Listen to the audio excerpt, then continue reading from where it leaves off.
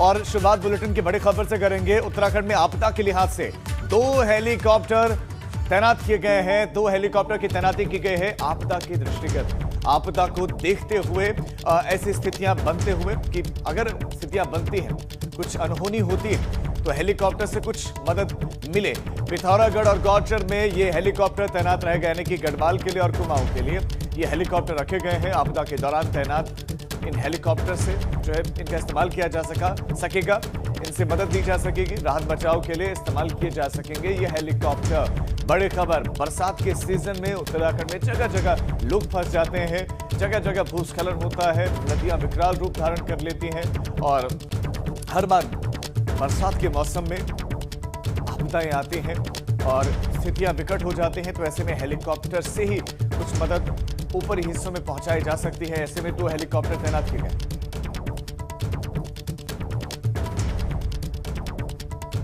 Helicopter higher कर दिए हैं। पहली बार हमने एक पिथौरागढ़ में हायर करके रखा है और एक गौचर में रखा है, क्योंकि आपदा के दृष्टि से हमने इस बार ये सोचा कि अगर कोई भी दिक्कत होती तो हम उसको एयर लिफ्ट करा सकते हैं।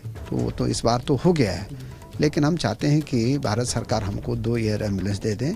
और मुख्यमंत्री जी ने भी गृह मंत्री जी से बात की है, मैंने भी की है। मुझे लगता है कि कोई ना कोई अच्छा निर्णय में इसमें जरूर आएगा। जोशीमठ का रुख करते मलारी नेशनल हाईवे पर आवाजाही शुरू हो गई है। मलारी में ये हाईवे बंद हो गया था। दरअसल बादल फटने की वजह से हाईवे के करीब 70 मीटर का हिस्सा ही पूरी तरह से क्षतिग्रस्त हो गया। सड़क के ऊपर से मलबा बहने लगा, पानी बहने लगा। बीआरओ ने रोड से मलबा हटा दिया है। इसके बाद से हाईवे पर आवाजाही शुरू हो गई। लेकिन एक दृश्य आप जरूर देख लीजिए कि बादल फटने के बाद का मंजर कैसा रहा होगा। सड़क के ऊपर से पानी बहा और सारी की सारी मिट्टी, जो हरियाली थी, जो पेड़ पौधे थे, वो सब इस पानी के साथ बह गए। गनीमत ये रही कि सिर्फ मलबा आया और पूरी सड़क को अपने साथ ये पानी बहाकर नहीं ले गया। लेकिन सड़क के नीचे की तरफ का पूरा हिस्सा आप देखेंगे तो ऐसा लगता है कि भूस्खलन यहाँ पर हुआ हो, जबकि यहाँ इतना तेज पानी था और पानी का बहाव और लेवल इतना ज़्यादा पानी था कि सारा मलबा, सारी मिट्टी, सारे पेड़ अपने साथ में पानी लगे बहा के। जोशीमठ के औली में बादल फटने से औली नाला और उसके आसपास के इलाकों में बरसाती नाले उफान पर आ गए, जिसके बाद लोगों में दहशत कायम हो गई। दरअसल मौसम विभाग ने इस इलाके में भारी बारिश की आशंका जताई थी। लोग पहले ही अलर्ट पर थे, इसी वजह से ज्यादा नुकसान नहीं हुआ। जो बरसाती नाला या बरसाती गदेरा था उसने विकराल रूप धारण कर लिया और कई गुना ज्यादा पानी उसमें आ गया। इतना पानी कि पूरे के पूरे हिस्से को क्षतिग्रस्त करता हुआ ये पानी आगे बहा। जो बरसाती नाले जो गदेरे हैं वो पानी से लबालब। भारी बारिश से इलाके में दहशत का माहौल था। हालांकि अभी हालात वहां पर सामान्य हो गए और मलारी नेशनल हाईवे को भी अब आवाजाही के लिए खोल दिया गया है। आवाजाही शुरू हो गई है इस मार्ग पर। ये रात की तस्वीरें हैं जब बरसाती नाला उफान पर था, तो लोगों ने इसी बीच में सड़क को पार करने का प्रयास भी किया। गाड़ियां आवाजाही कर रही थी। सरकार कह रही है कि आपदा को लेकर उसकी पूरी तैयारी है। कांग्रेस सरकार की तैयारियों पर सवाल उठा रही है। कांग्रेस प्रदेश उपाध्यक्ष ज्योत सिंह बिष्ट का कहना है कि पहाड़ों में जिस तरह से सड़कों को खोदा गया है, उससे आने वाले दिनों में और आपदाएं आने की आशंका है। उधर कैबिनेट मंत्री गणेश जोशी का कहना है कि आपदा को लेकर सरकार की पूरी तैयारी है। हमारा आपदा प्रबंधन विभाग पूरी तरह से तैयार है। हमारे SDRF के जवान बिल्कुल दुरुस्त हैं, जहाँ भी सूचना मिलती है वहाँ पहुँचने के तैयार है। और पहले तो ईश्वर से मैं प्रार्थना करूँगा कि इस बार तो बिना बरसात की आपदा आ गई थी, भगवान करे आपदा ना आए।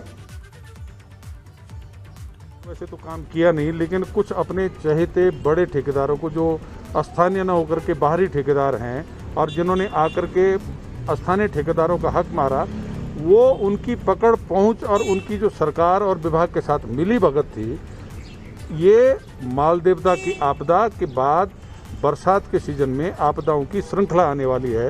इन्होंने जो सड़कें बनाई हैं, उन सड़कों पर जिस तरह से मक डिस्पोजल बिल्कुल अनसाइंटिफिक तरीके से किया गया है, तो अब लोगों को इस ढंग की आपदाओं से जगह जगह गुजरना पड़ेगा।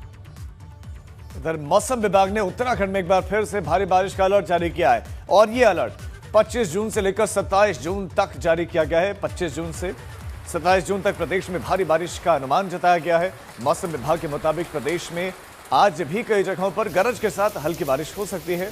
मौसम विभाग का कहना है उत्तरकाशी, चमोली, रुद्रप्रयाग और पिथौरागढ़ में बारिश होगी, तो वहीं बागेश्वर जिले में कहीं कहीं हल्की बारिश हो सकती है। मौसम विभाग का यह अलर्ट है कि 2 दिन तक सचेत रहें, अलर्ट रहें और जिला प्रशासन को इस अलर्ट के मद्देनजर तैयारियां कर लेनी भी चाहिए। उत्तरकाशी, चमोली, रुद्रप्रयाग, पिथौरागढ़ में भारी बारिश का अनुमान जताया गया है। आपको बता दें कि बीते कुछ दिनों से राहत जरूर है, लेकिन उससे पहले जो एक हफ्ता बीता, उस एक हफ्ते में हुई बारिश ने, बूंदों ने पहाड़ को बेहाल कर दिया। जनजीवन अस्त व्यस्त हो गया, नेशनल हाईवे जगह जगह बाधित हो गए। उसके बाद उनको खोलने का प्रयास जारी है, लेकिन इस बीच में एक बार फिर 2 दिन का मौसम विभाग का अलर्ट। बीजेपी सांसद मेनका गांधी का लेटर बम, इस लेटर बम की बात कर लेते हैं। देहरादून से बड़ी खबर, ये चिट्ठी लिखी है उन्होंने सीएम तीरथ सिंह रावत को। मेनका गांधी ने चिट्ठी में माइग्रेटरी बर्ड कम्युनिटी रिजर्व बनाने के मामले में चिट्ठी लिखी है, जिसमें नैनीताल के बैल पड़ाव और उधम सिंह नगर के बाजपुर में ये माइग्रेटरी बर्ड कम्युनिटी रिजर्व बन रहा है। इसको लेकर सवाल पूछे गए। मेनका गांधी ने कहा कि इन स्थानों पर प्रवासी पक्षी आते ही नहीं है, फिर यहां पर झील बनाकर वाइल्ड लाइफ को डिस्टर्ब करने की कोशिश क्यों रहे। बेहद गंभीर सवाल है। बेहद गंभीर सवालों के साथ साथ इन सवालों में बहुत गंभीर इल्जाम है।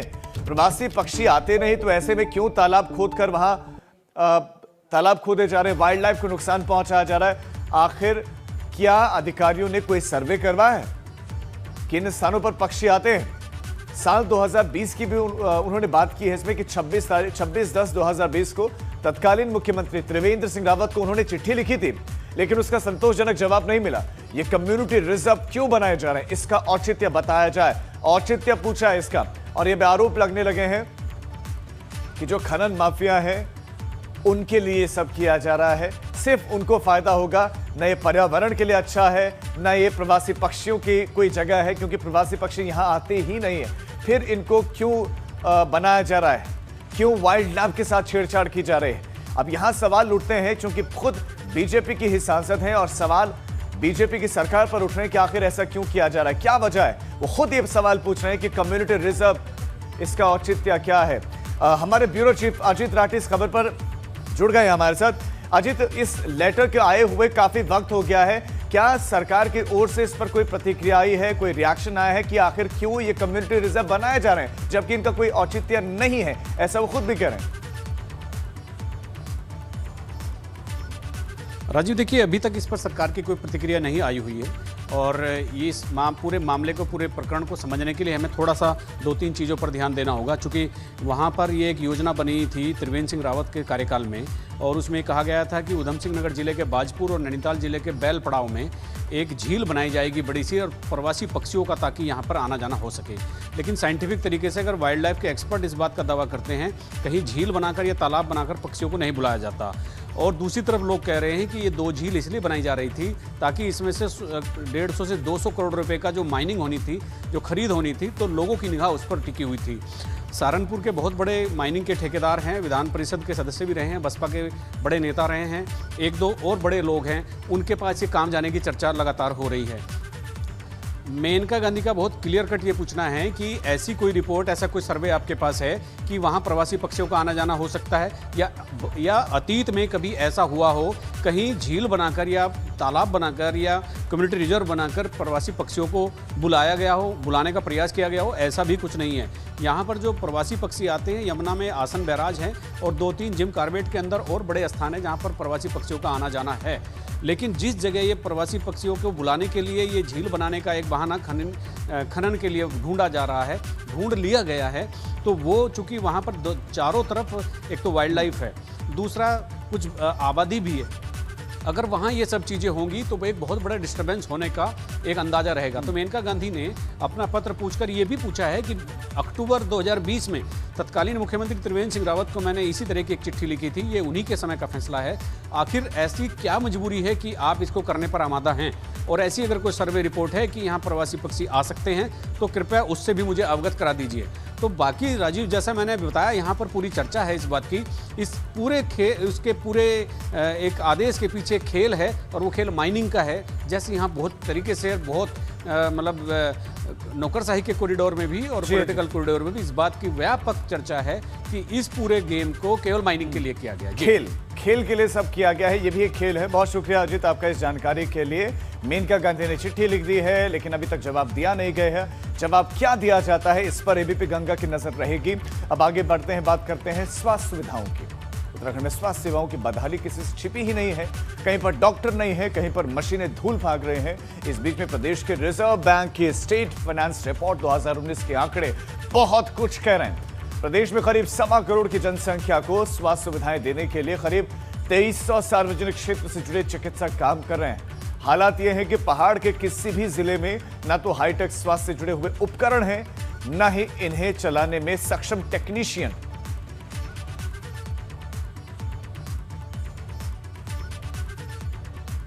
निश्चित रूप से इस बारे में दो राय नहीं है कि जिस तरह से राज बनने के बाद डॉक्टर्स की कमी आई और हम लोगों में डॉक्टर्स उपलब्धि नहीं थे। पूरे पर्वतीय क्षेत्र में, दूरस्थ क्षेत्रों में किसी भी अस्पताल में डॉक्टर नहीं मिलते थे। तो जब आपके पास डॉक्टर नहीं होगा तो इस्टेब्लिशमेंट का खर्चा ही आपका बहुत कम हो गया। आप देखेंगे पिछले 3-4 वर्षों में हम लोगों ने कई गुना डॉक्टर भर के आज दूरस्थ गाँवों में डॉक्टरों को भेजने का काम किया। तो डॉक्टर्स के साथ साथ पैरामेडिकल स्टाफ भी साथ होता है। और क्योंकि आप देखें तमाम नई पोस्ट क्रिएट की गई हैं।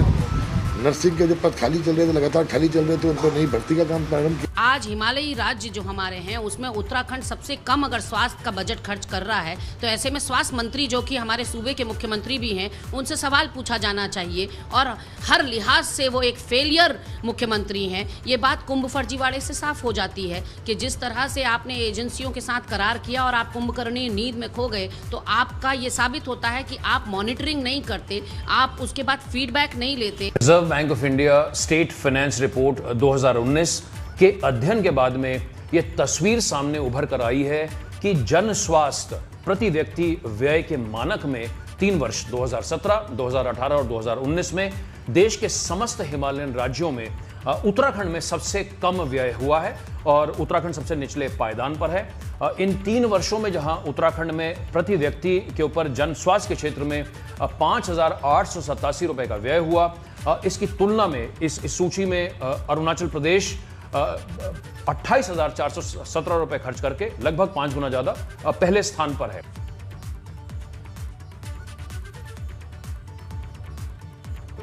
खर्चा उतना नहीं किया जा रहा है, ये बात तो खुद वो भी मान रहे हैं। सुबोध उनियाल कह रहे हैं कि जो है उत्तराखंड सबसे अलग बना है तब से ही इसमें कार्य नहीं हुआ है। सवाल ये है कि जो सरकार की पॉलिसीज थी जिसमें कुछ नियम भी बीच में लागू किए गए कि जो पास आउट होगा स्टूडेंट उसको कुछ वक्त तक के लिए पहाड़ों में काम करना होगा, उसके बाद भी क्यों नहीं पहुंच पा रहे हैं डॉक्टर? ये स्वास्थ्य सुविधाएं क्यों नहीं बेहतर हो पा रहे हैं उत्तराखंड में? क्या सरकारें उस लिहाज से सोच ही नहीं रही हैं? विनोद,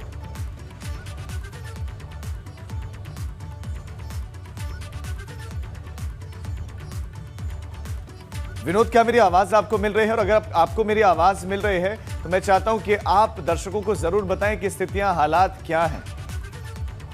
लगता है उन तक आवाज हमारी नहीं पहुंच रही है। रिपोर्ट में क्या क्या बातें कही ये हम आपको बता रहे हैं।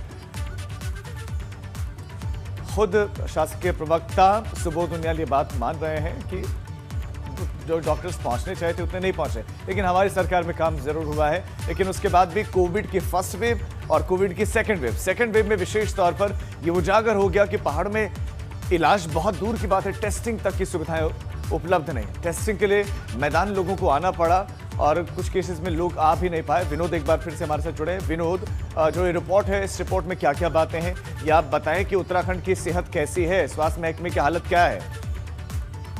राजीव, देखिए शासकीय प्रवक्ता सुबोध उनियाल भी मान चुके हैं कि राज्य में लगातार जो स्वास्थ्य व्यवस्था है, बजट है, वो बिल्कुल चरमराई स्वास्थ्य व्यवस्था है, जिसके चलते एक रिपोर्ट राज्य की अगर बात करें तो राज्य में स्वास्थ्य को लेकर हालात बिगड़ते चले गए हैं। एक फाउंडेशन की तरफ से रिजर्व बैंक की स्टेट फाइनेंस रिपोर्ट 2019 के आंकड़े राज्य की सरकार और उनकी जो व्यवस्था है उनको विफलता की ओर दर्शा रहे हैं और यही वजह कि अब स्वास्थ्य व्यवस्था पूर्ण रूप से उत्तराखंड में चरमराई हुई है।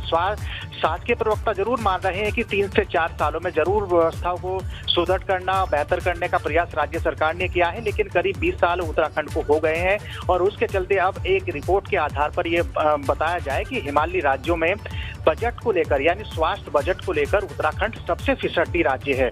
और इसके साथ साथ अलग कई ऐसे राज्य भी है जिन्होंने अच्छा प्रदर्शन और बेहतर परफॉर्मेंस भी रही है स्वास्थ्य को लेकर, लेकिन उत्तराखंड में जिस तरह से 2300 डॉक्टर की तैनाती उत्तराखंड के अलग अलग क्षेत्रों में है, लैब टेक्नीशियन नहीं है, तो तमाम व्यवस्थाओं को लेकर एक रिपोर्ट के आधार पर ये जरूर आंकड़े निकल रहे हैं कि उत्तराखंड में यानी हिमालय राज्यों में उत्तराखंड स्वास्थ्य बजट के आधार स्वास्थ्य के मामलों में आप बता रहे हैं कि उत्तराखंड फिसड्डी है, रिपोर्ट में भी यही बात है। बहुत शुक्रिया विनोद आपका जानकारी के लिए।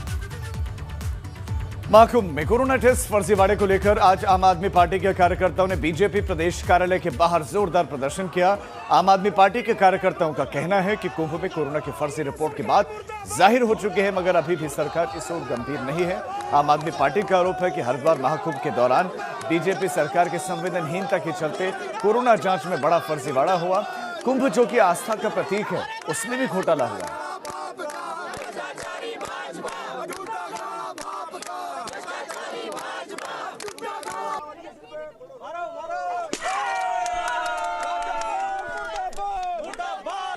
मटकियां फोड़कर आम आदमी पार्टी ने विरोध जताया है।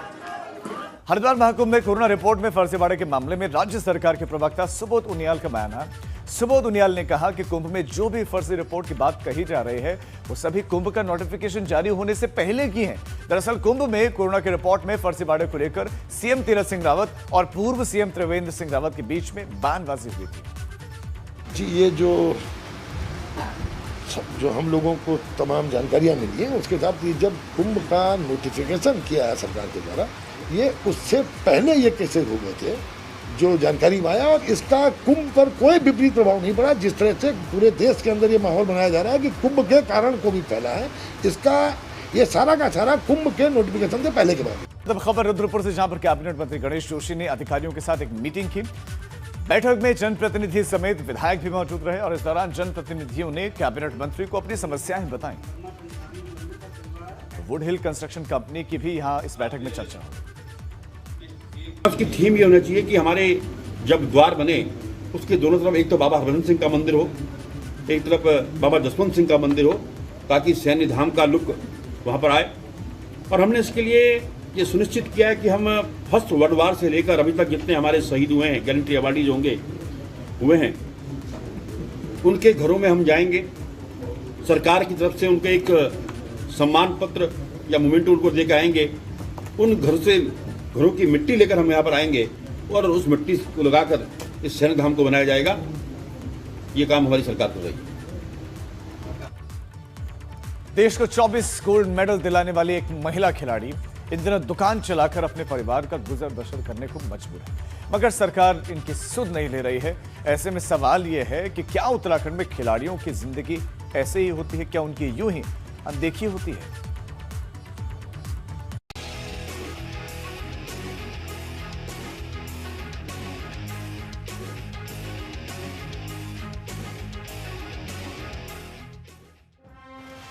कभी पैरालंपिक शूटिंग में अंतर्राष्ट्रीय स्तर पर पहचान बना चुकी दिलराज कौर की कहानी सुनकर आपका दिल पसीज जाएगा। आर्थिक तंगी की वजह से दिलराज कौर इन दिनों देहरादून के गांधी पार्क में नमकीन बिस्किट बेचकर परिवार का गुजर बसर कर रहे हैं। आखिरकार ऐसा क्यों हुआ, ये खुद आप दिलराज कौर की जुबानी सुनिए। आपके पास कमाई का कोई साधन ना हो, घर में कमाने वाला कोई ना हो, तो ऐसे हालात बन जाते हैं। और मेरे को बुरा नहीं लग रहा है क्योंकि सरकार कहती है कि हमारे पास नौकरी नहीं है, आप लोग आत्मनिर्भर बनिए। हाँ, आप लोग आत्मनिर्भर बनिए। जब हम आत्मनिर्भर बनने की कोशिश कर रहे हैं तो आप लोगों को बुरा क्यों लग रहा है? फिर अब खिलाड़ी के तौर पर दिलराज कौर बड़ी पहचान रखती हैं। उन्होंने हिंदुस्तान की झोली में 24 गोल्ड समेत कई पदक डाले। इतना ही नहीं, वर्ल्ड पैरा स्पोर्ट्स में पहली सर्टिफाइड कोटा स्पोर्ट्स एजुकेटर जैसी कई उपलब्धियां उनके नाम। लेकिन परिवार की जिम्मेदारी के चलते वो इन दिनों एक छोटी सी दुकान चलाकर परिवार का पेट पाल रहे हैं। मेडल लेने के बाद सिर्फ सरकार से सराहना, शॉल, मोमेंटो, बस।